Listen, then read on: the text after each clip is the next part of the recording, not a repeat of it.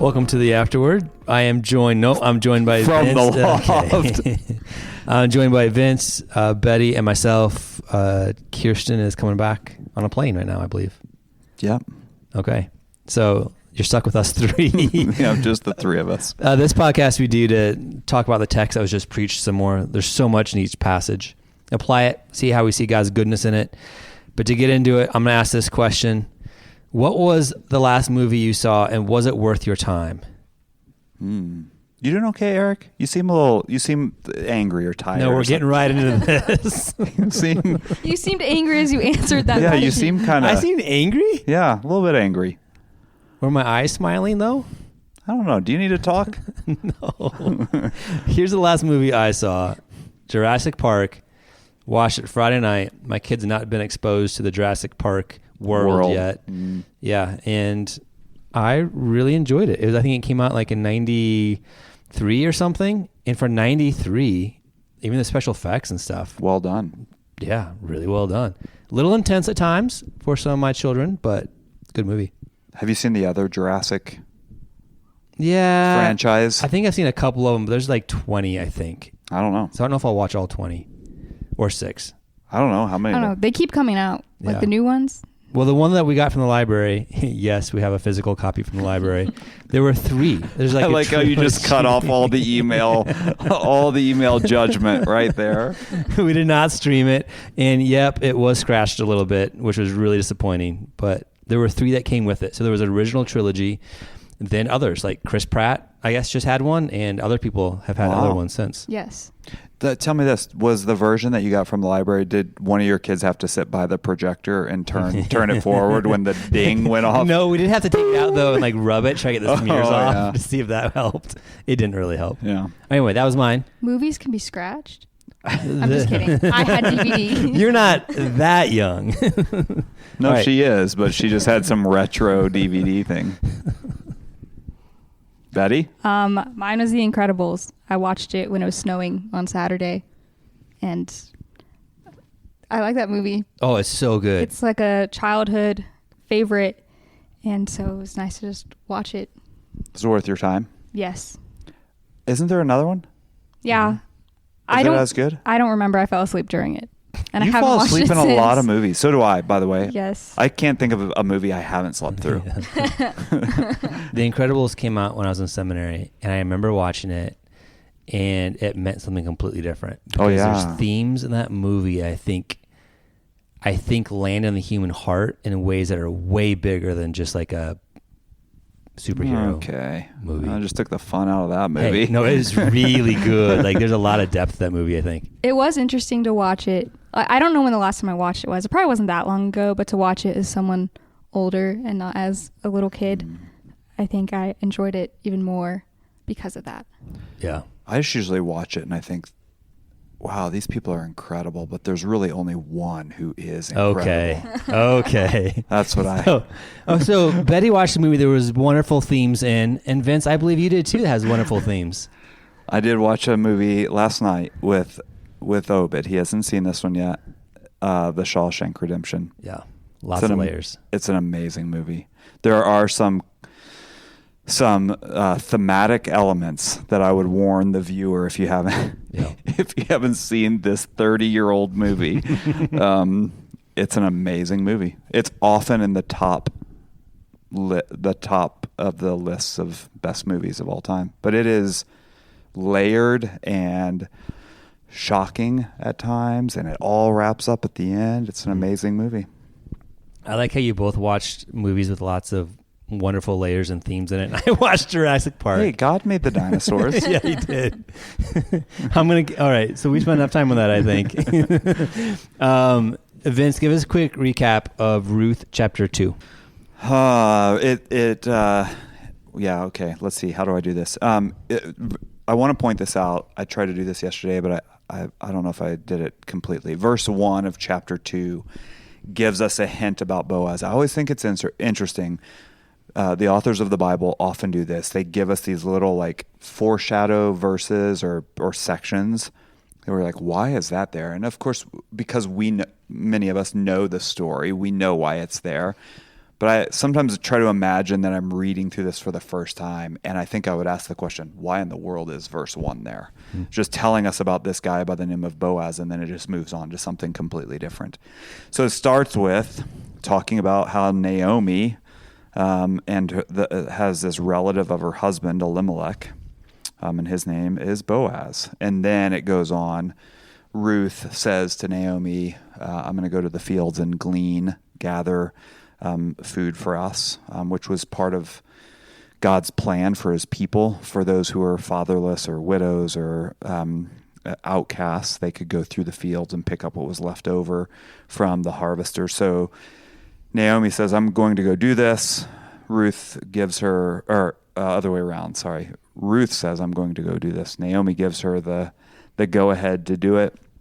She, verse 3 tells us she happens to go to the field belonging to Boaz. So that's where we get Boaz picks back up there. She happens to land in the field of Boaz, and that's where the story then continues. She gathers. Boaz meets her, begins to have this conversation with her, knows of her somehow. He has heard about the ways that she's treated Naomi, and so he begins to extend kindness to her, invites her in for a meal, sends her away with enough food to feed both Ruth and Naomi. Ruth goes back and tells Naomi all that has happened, and Naomi lets her know that this is a relative of Elimelech's, and the chapter just kind of ends with that they're left in this place of gleaning from the barley and wheat harvest until the end, and she lives with her mother-in-law. So again, it leaves us hanging for what's going to happen next. Yeah, and what was the big point you pulled out? Yeah, I mean, it all goes back to that verse 3, where it says, I'm trying to get back to it here, she happened to come to the part of the field belonging to Boaz. The author gives us that, I think, kind of tongue-in-cheek, knowing that we're going to read ahead, knowing that we're going to see that this wasn't just some lucky coincidental thing that happened, that there is someone over the events of what is going on. And of course, that someone is God. And so to pull from that, okay, if that's true, if from the very beginning of this event, there's someone out there who's controlling this in it, providentially acting in it, and that is God, then we see the events of the story unfolding with God all over it. Yeah. So we got a few questions to explore that some more. Before we do, they're all easy questions too, by the way. We've got some talking hard about questions. The providence of God is always easy. Before we do that, anything from your sermon prep that didn't make it into the sermon that you think just helps to illuminate the text a little bit more?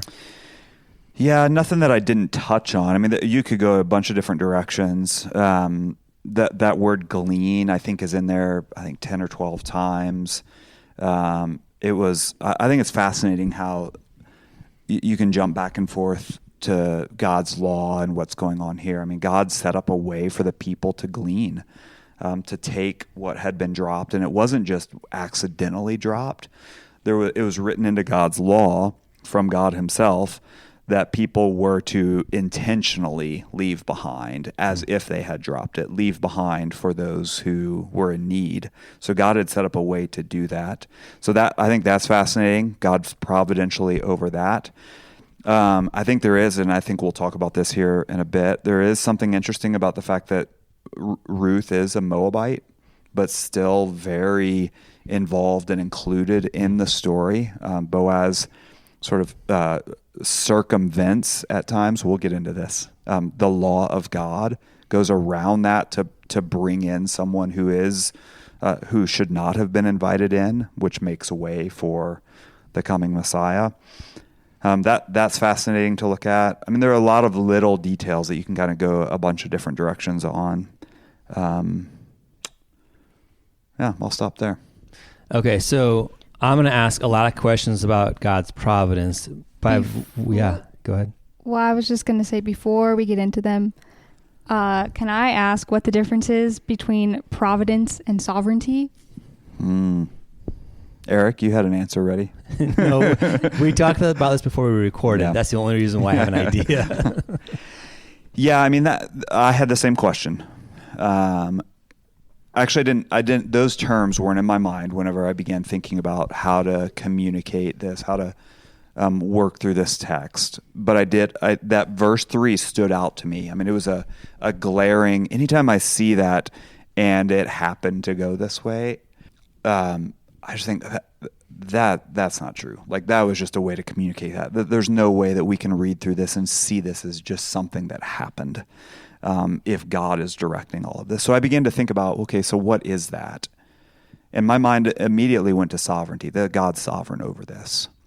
But I think the two words, although they're similar, it's nuanced enough that I think it's helpful to bring out that this was providence. So the sovereignty of God has more to do with God's authority and rule and reign over all things.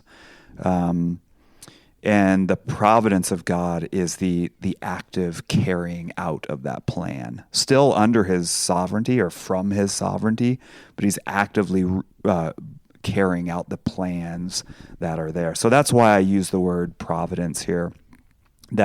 And she happened to come to the part of the field belonging to Boaz. God is actively carrying out a plan, a much greater plan than what we see of just going to a field. There's something more that's coming, and that's all in the providence of God. Does that make sense, the differences of those words? Yes. But, okay, so a follow-up question with that, though. Does that mean that sovereignty is more of a passive thing? Or maybe just how we experience God's sovereignty and the expression of it and the acting of it, we would call that providence? Here's what I'm asking. In my mind, there's a tension of, isn't God providential in everything all the time, like currently upholding even creation? Couldn't we say that's providential, or is this just comes down to semantics then to some point? You're going to push me, and I haven't really got it. I haven't thought about this either. Yeah. I mean, I'll start talking, and if this doesn't make sense, we'll cut it. But the sovereignty of God is, I'm just going to use the same words I've already used.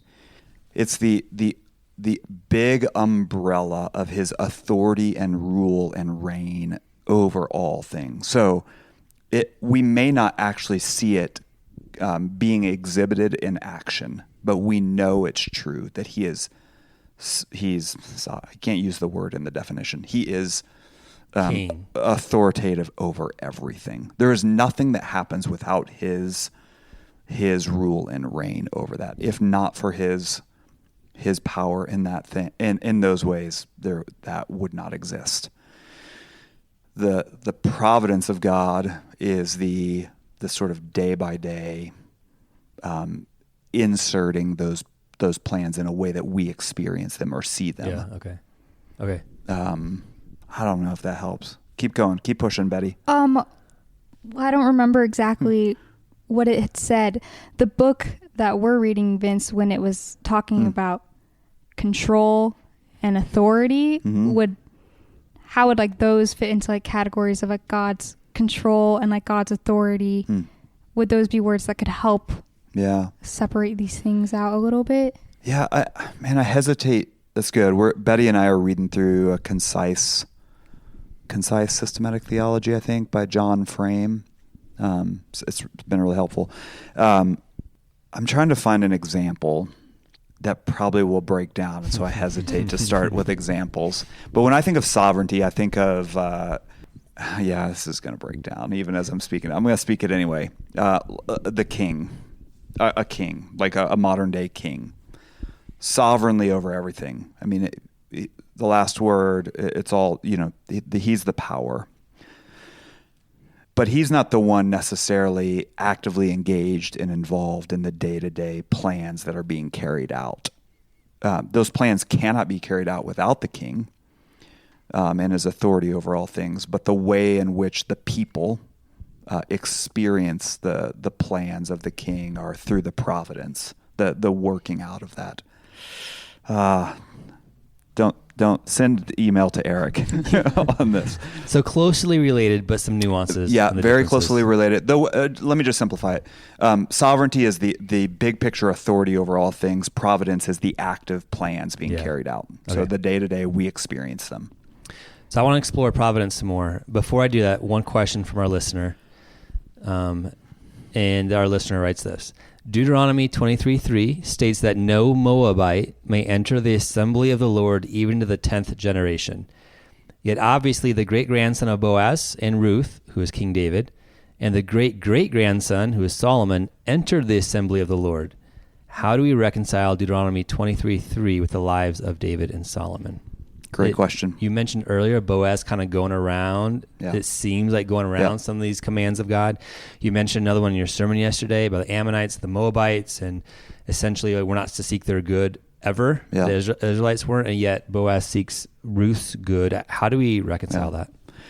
Yeah, the way I would look at it is that this command was given to the people, God's people, the Israelites, as a way to say these other people groups or religious ideologies cannot be brought in as a whole into what God is doing, into God's plan, into God's people. But, and this is something that applies to us to all time. God will never reject someone whose faith is truly in him. And so while he has laws about how religious systems must work and how religious groups of people are not invited in, he will never reject an individual whose faith is in him wholly. And so while Boaz does sort of go around the law of God, he's not going around the law of God for an entire people and an entire religious system. He's going around that to invite in someone whose faith is truly in God. Yeah, because was it Boaz that gives the rationale for why he does that based on how Ruth? Yeah, her kindness to her mother-in-law, and all that he's heard about her and that. Yeah, and how she's left her family and left the ways and left her people to be with Naomi. Yeah, and then he adds one more to it. This is verse 12. He says, he's talking to Ruth, "The Lord repay you for what you have done," so referencing everything that you just said, Vince, "and a full reward be given you by the Lord, the God of Israel." And then he says this, "under whose wings you have come to take refuge." Yeah. Which seems to indicate a pursuing, a chasing, a seeking of the one true God. Yep. She has sought refuge, protection. We could even use the word salvation in the one true God. And God will never reject anyone who comes to him with that kind of faith. Yeah, and we see examples of that all over the Old Testament. God fears people. And in our own lives. Yeah. Right? Yeah. Yeah. Yeah, that's right. But if it's easier, Eric, for you to put it on the Old Testament, that's fine. If you don't want to make this personal to you. No kidding. Okay, I'm going to shift gears a little bit. There's a lot. That's a great question, by the way. It is a good question. Good listening, and I think that's a good question. Okay, should we just hit some hard ones here? Wait, actually, can I tie into that? Sorry. You're getting scared about the next question. No, I'm not. No, I know the next question. No, I want to tie into that. Something that I haven't hit on because I haven't been sure yet where to bring it up, but I think it fits here. Boaz is the one who extends that kind of kindness to Ruth and speaks that. It's true. She's the one who's seeking refuge in God. Boaz is the one who communicates, "You're welcomed in. You've sought this. You're invited in."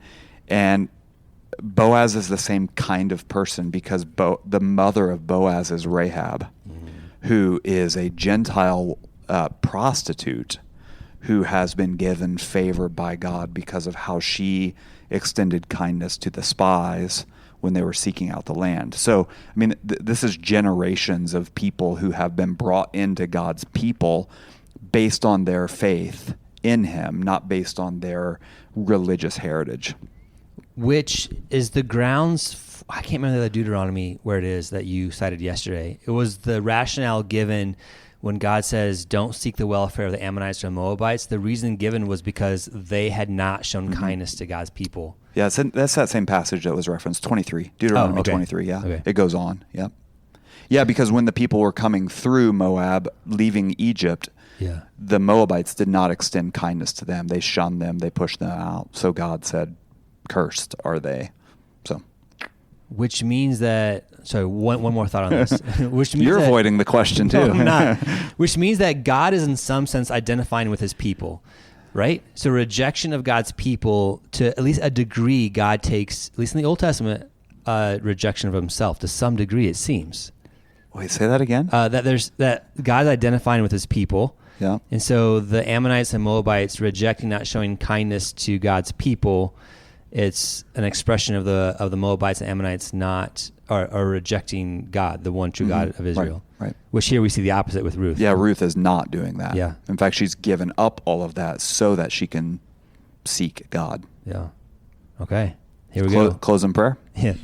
Our other listener asked a really good question, so let's just get right into it. The question is this. And you know who you are, by the way, and you know the answer to this question, but you're going to ask it anyway. Just love to poke a little bit, listener. Let's see here. The question is this. I love it. Email so short. Here it is. Is God providential over sin? Thank you, listener. Really good question. It's a good question. Betty, go ahead. And let's throw not only sin, let's throw like suffering into that conversation too.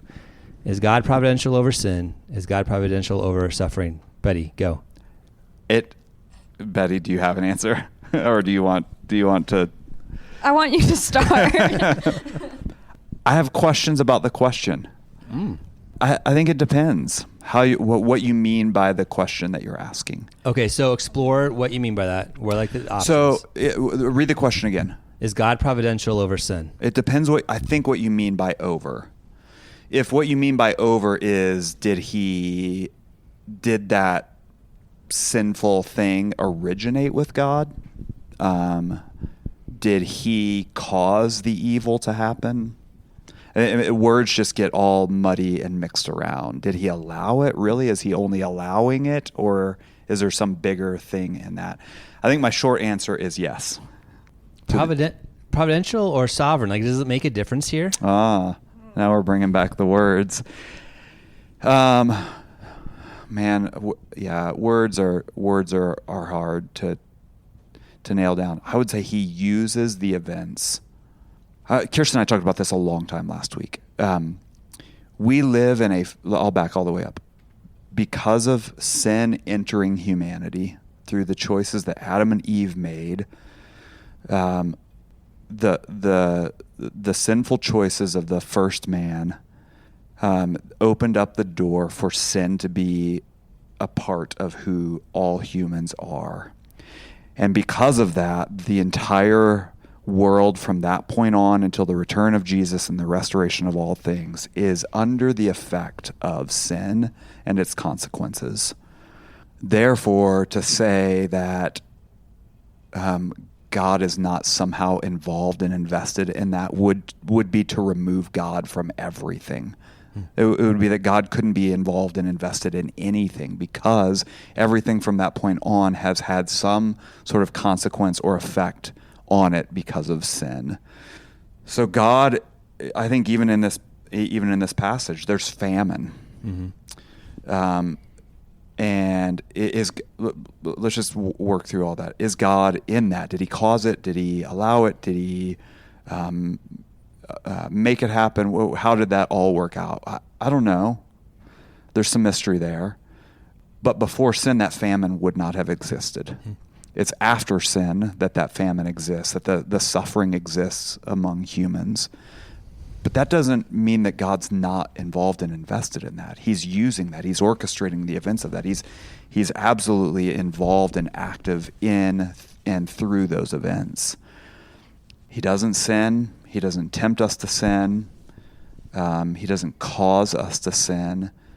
But knowing that we're going to move in that direction, he's still using the events to carry out his plan. Someone else chime in. You said you wanted me to start. Betty, you're going to fill in the rest. Well, I actually have a question. I think I get this came up in 1 and 2 Samuel a lot, like how God used man's sin in his overarching like plan of redemption. We see that at the end of Genesis 2, where Joseph's talking to his brothers and seeing like their actions toward evil God used for good.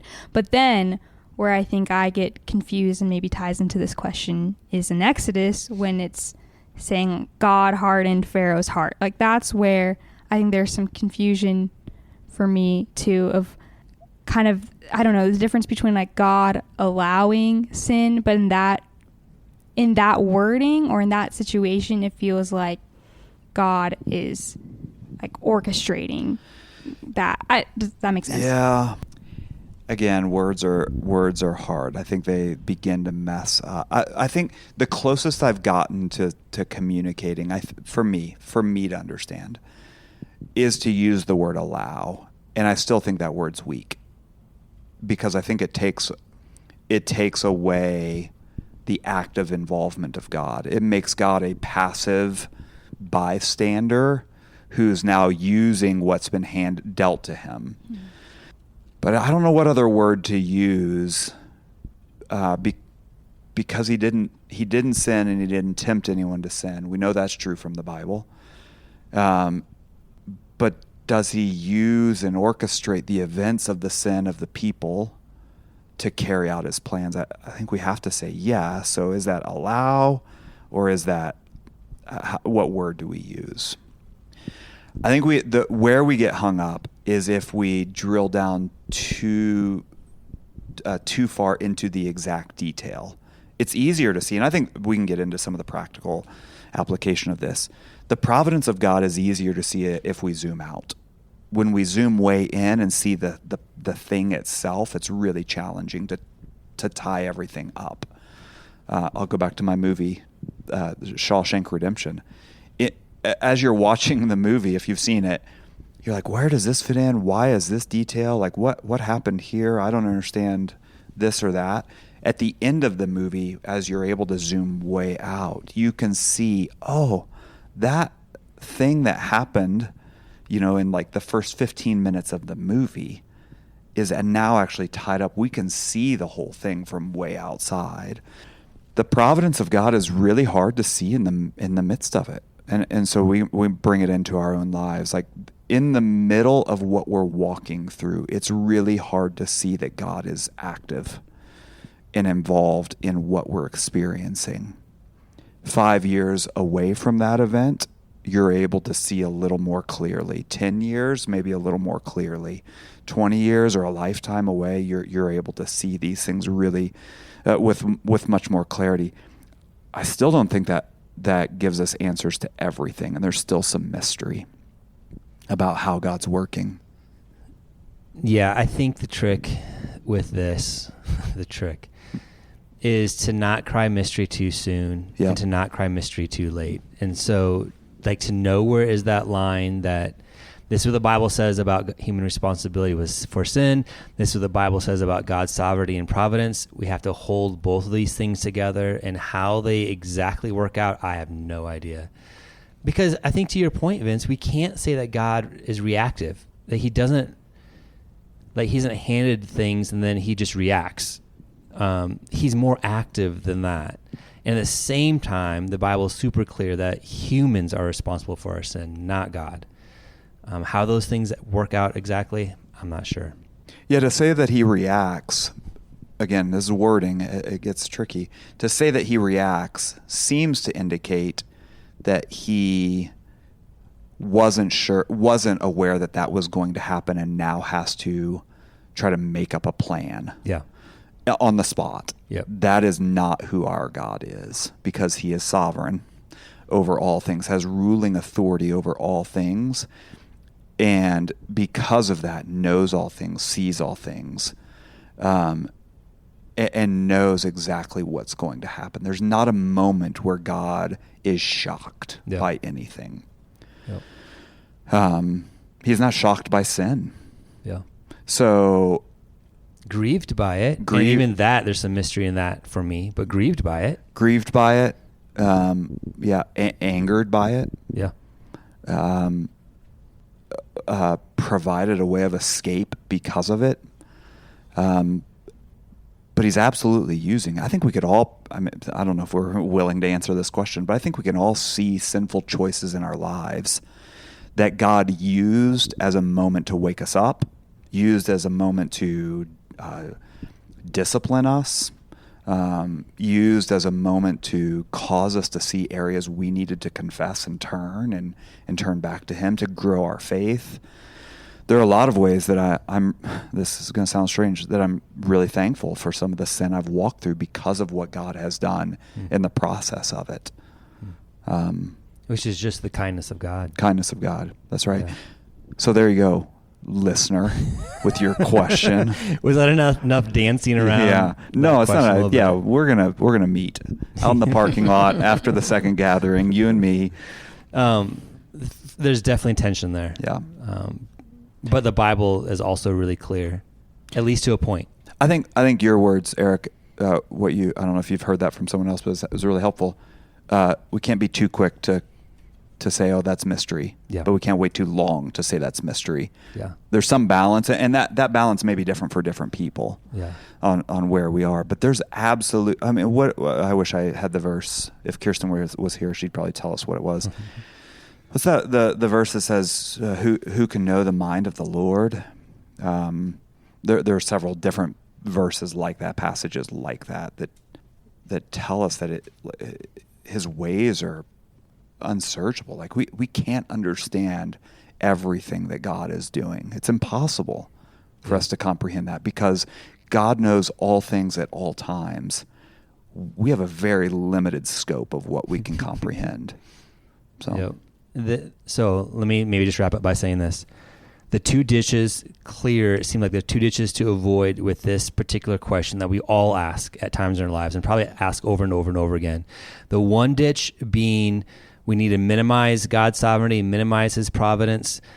He's reacting. There's plans B, C, D to infinity, and it's all about human choice. And he's just kind of trying to be a master chess player. That's one ditch to avoid.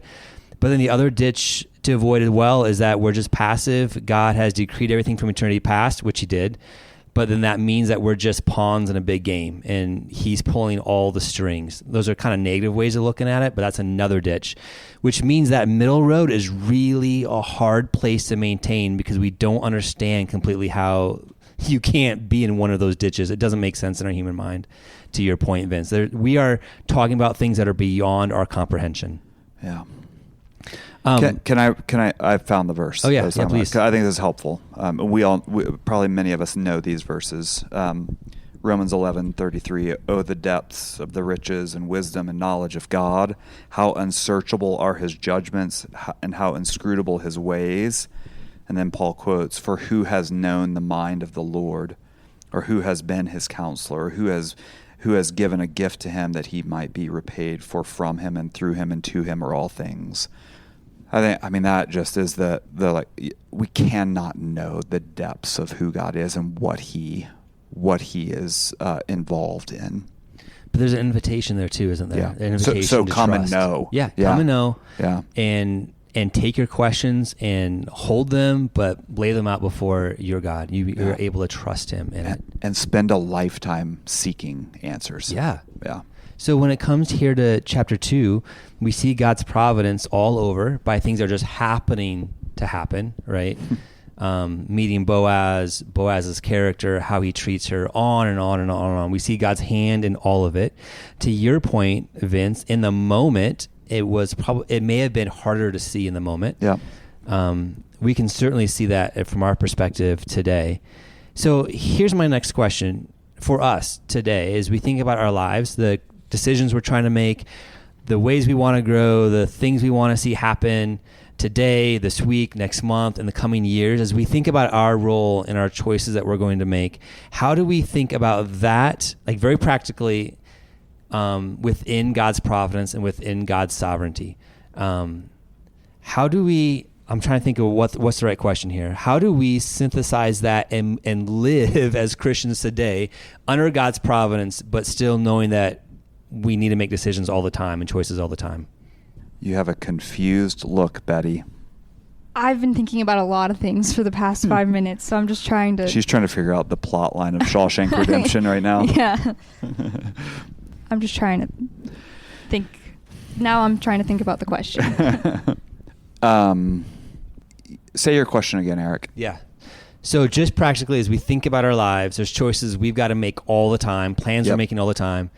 How do we synthesize that with God's sovereignty and God's providence as we're making choices? Right, because there's one way of thought is, well, God's providentially involved in my life and has plans for me, so I guess I'll just sit here. Yep, that and wait to see what God does. Yeah, or another option is almost a paralyzing. Like, well, I need to find out what God's plan is for me in every single decision I'm going to make every day, and until I hear what clothes I should wear today, I need to not choose an outfit. I mean, that's an extreme example, but there's a tension there, I think. Did God tell you what to wear today? No, not today. I can tell. Yeah, I don't know if I have. I don't know exactly what the question is. We can talk through this. It can be paralyzing. It can also be. It can promote a form of laziness. Also, I think and I tried to communicate this on Sunday. One of the things I think it ought to push us toward is an awareness that God. And I don't know how to raise the awareness, but there just a growing awareness that God is absolutely involved. So I don't know how you do that. You know, if it's at the end of the day, you stop and you think, where did I see God today? Where did I see his hand in this? Where is it clear that he stepped in and is very clearly present? Maybe it's some time. I think we all need this. We need to make space and time in our lives to consider, where did we see God? He's absolutely there. That doesn't mean we saw him or understood what he was doing, but he was there. So how? So raising some awareness about his presence in our lives. Yeah. Yeah, I think I've always struggled, maybe not always, but with the kind of paralysis of, I need this very clear step forward or else I'm not allowed to make decisions because God is sovereign in these things. And I read a book a couple of years ago. It was right when I was about to graduate college. Someone recommended it to me. And I think it was just helpful for me to frame that there is freedom in knowing that God is sovereign and really recognizing too what Scripture says he is sovereign over, which is everything. But in the decisions that we make in life, that there is freedom if we're not actively moving forward in sin, that God really opens a lot of paths for us to be able to walk through. And I think I don't really remember what it was saying, so I'm kind of butchering what I think it was saying, but I think that was helpful for me, that when I was making decisions of what to do after school, there wasn't this big sign that I needed. And I see too how God in his kindness led me exactly where I needed to be, which wasn't the first choice that I made right after graduating, but I just think I've always wrestled with not feeling like I'm free to make decisions.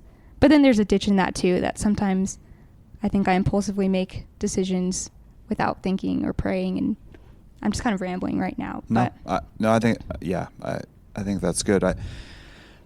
Again, with those sort of ditches in mind, I think it's helpful to know we can't be paralyzed, wondering what was the exact plan of God here, and until I figure that out, I can't step forward.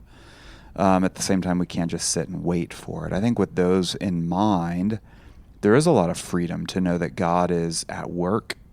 And I'll say it again. Maybe I'll ask it in the form of a question. Have you ever experienced a time where you're like, oh, that was God right there? Or is it usually a day later, 2 days later, a year later, where you're like, oh, I was clear that God was in that? There are times, I think, where it's pretty immediate. Oh, God was in that. I could sense it right there. But more often than not, for me, it's way down the road that I'm able to look back with some clarity and see what God was up to and involved in this. I think we even see this in this passage. Sorry to get us back to the passage, but I think we even see here that there's not a mention of, oh, that must have been the Lord who did that. Yeah. the author says, and she happened to go to the field. And there's not a moment where that was corrected. The author corrects himself to say, haha, just joking. Clearly God was in it. The story carries on. It's probably not until we get to the end of the book of Ruth that the reader is able to say, oh, they had a son named Obed. And Obed was the father of Jesse. And because I know 1st and 2nd Samuel, I know that Jesse was the father of David. But in the moment, we don't see those things. In the moment, for Ruth and Naomi, they were ecstatic about the fact that they have someone now who is providing for them. Yeah. And even sorry to spoiler alert here, even though Naomi says he's one of our redeemers, I don't know if you caught that. She said he's one of our redeemers. Chapter 3, we get to see like, oh, maybe there's a different redeemer. Is there someone else who steps in? Maybe that's the case. So they don't even recognize, oh, Boaz is the one.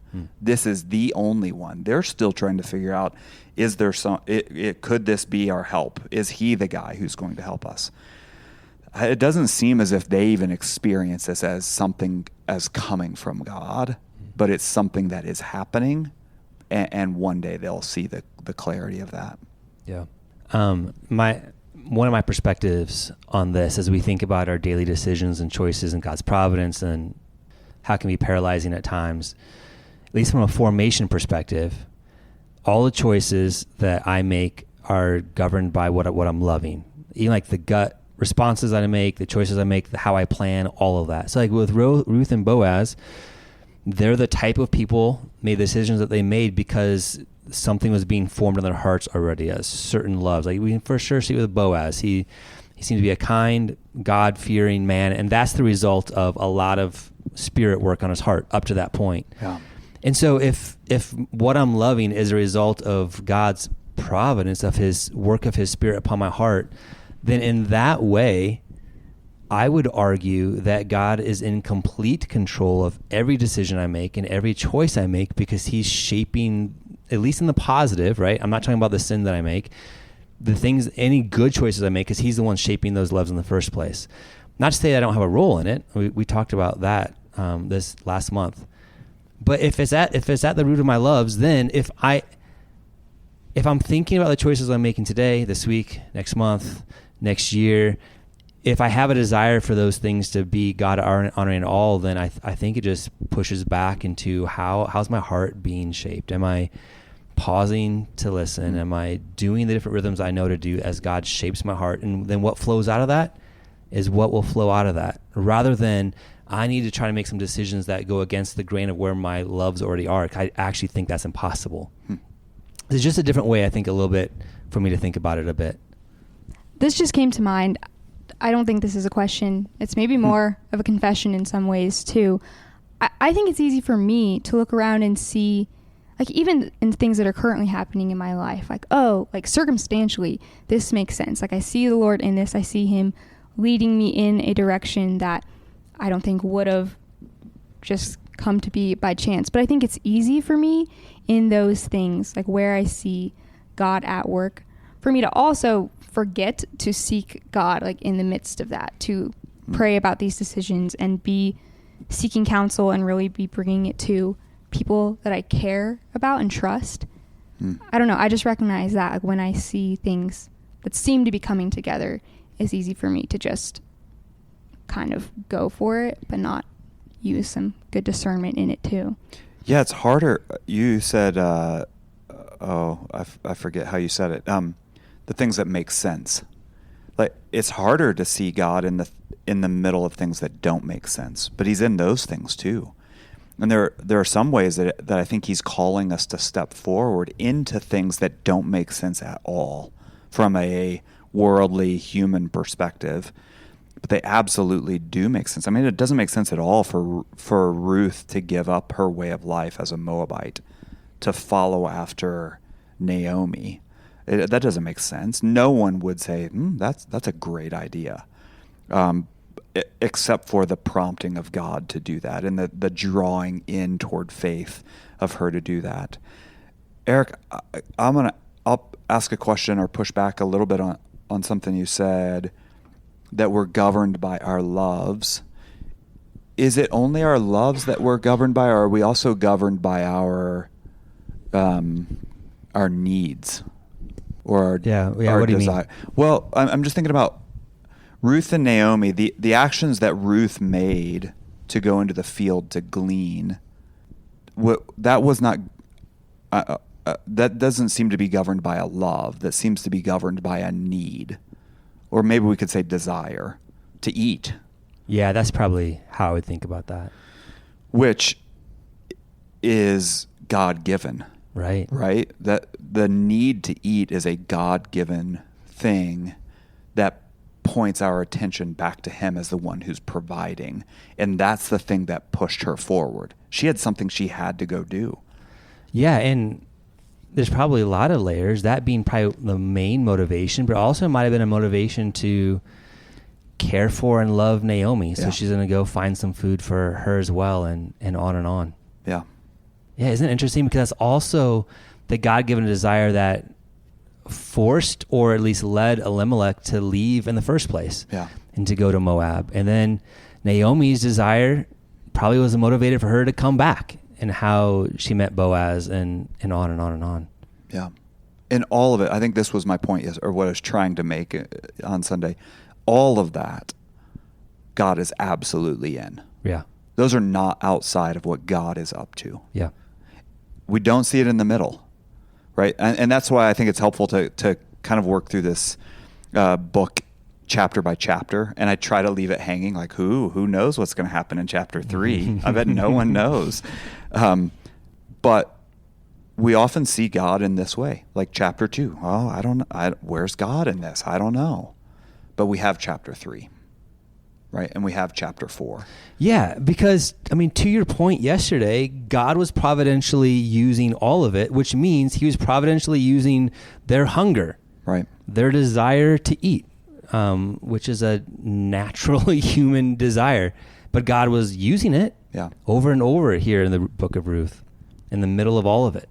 Right, and then you go to you can start asking all the questions that push it even further. What if Ruth didn't know? Oh, I'm supposed to go do this, but Naomi did. So Naomi took off to the field. Would Boaz have seen her and known that was Naomi? And would his extension of kindness to her been different because of that? Does he have some sort of leaning toward Ruth because she's a Moabite woman, and he remembers that his mom was also a Gentile, and so now he's responding? And that, like, you can ask all those questions about how is God using this story, or involved in this story, invested deeply in this story to bring about the things that are happening. A lot of those are unknowns, but it is interesting to sort of chase some of those things down and see how God is in it.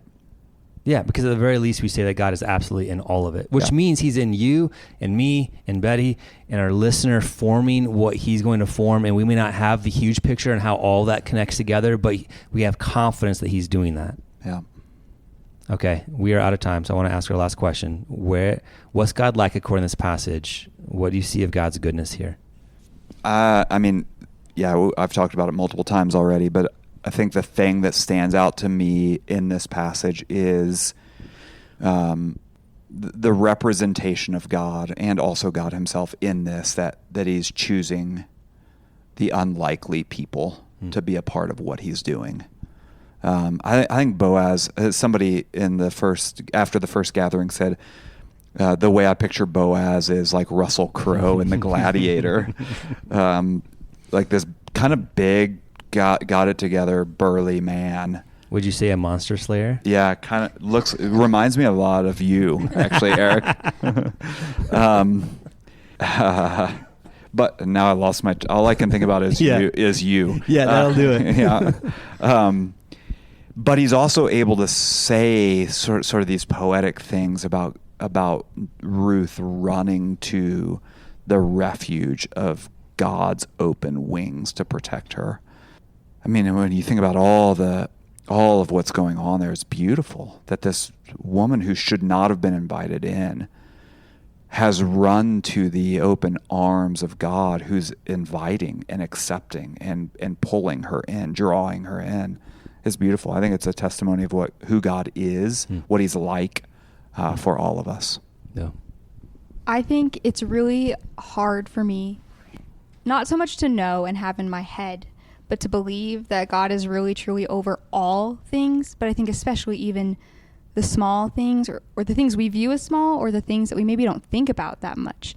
Like, I'm currently writing a talk like from the Lord's Prayer with Matthew 6:11, which give us this day our daily bread, and how much I don't think about that God is providing for our daily needs at all times, and just for the things that we don't think to really ask for, maybe largely because we're just so accustomed to it because of where we live or because of what we walk through and experience. But it's just so helpful to zoom out and be reminded that God cares about, one, fulfilling our needs, but two, that he's just orchestrating all things.